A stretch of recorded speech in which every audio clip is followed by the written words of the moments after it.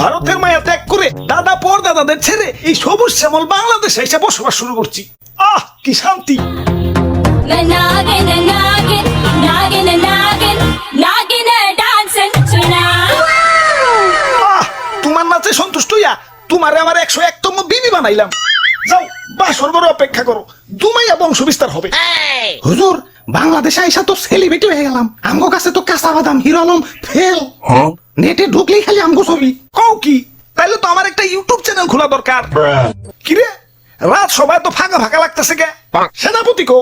ও R15 কিনতে গেছে, লগে একটা গোপ্রো ক্যামেরাও। ও ব্লগিং শুরু করবো। আর মন্ত্রী কো?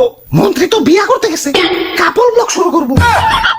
পরে বুইড়া বেডি বিয়া করতে কইও, আর নামের আগে প্রিন্স লাগাইতে কইও, ভালো মার্কেট পাইবো।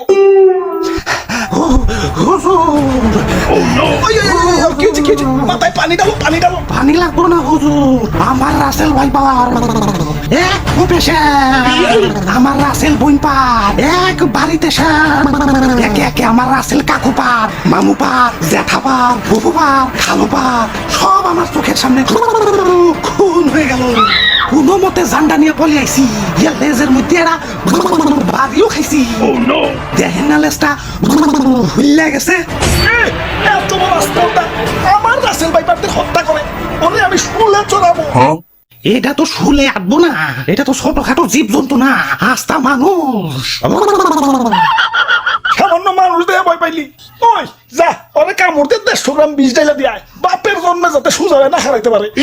ওরা তো একজন না, পুরা বাংলাদেশের মানুষ হেইপা গেছে। আমরা তো মোস্ট ওয়ান্টেড ক্রিমিনাল।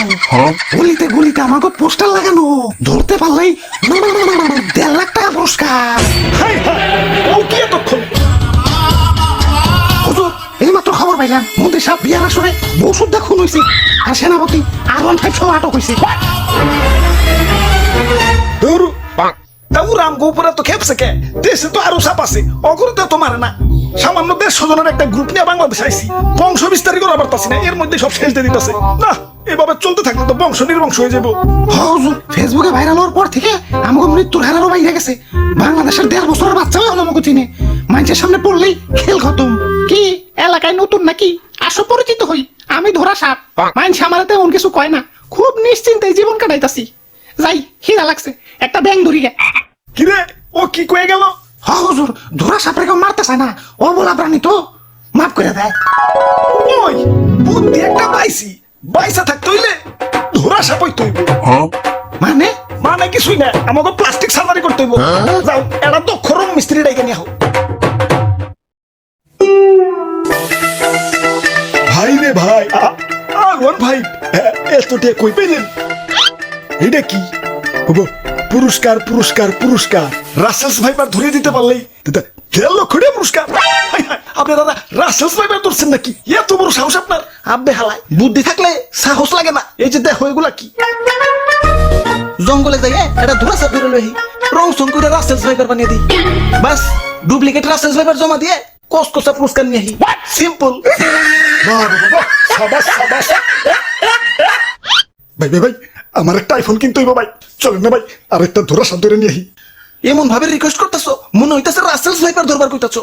ধরা সাপই তো, লেটস গো।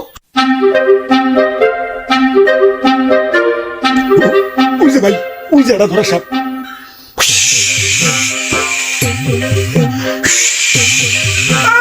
সাল নাই কুত্তার বাগানাম হয়েছে ধরা সাপ, আবার ফস ফস করে। চুপ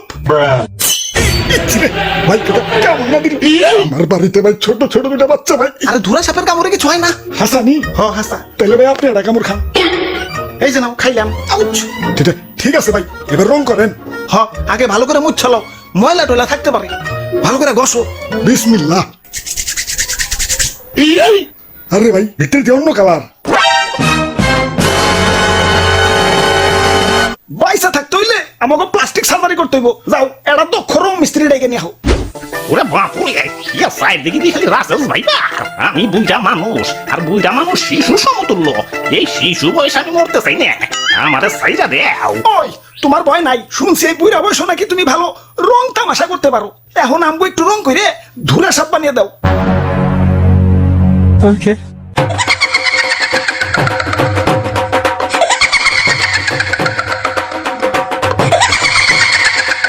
কাম হইছে এটা তো ধরা সাপ না রাজানের রং কইরা ধরা সাপ বানিয়ে দিছে खत्म bye bye tata goodbye गया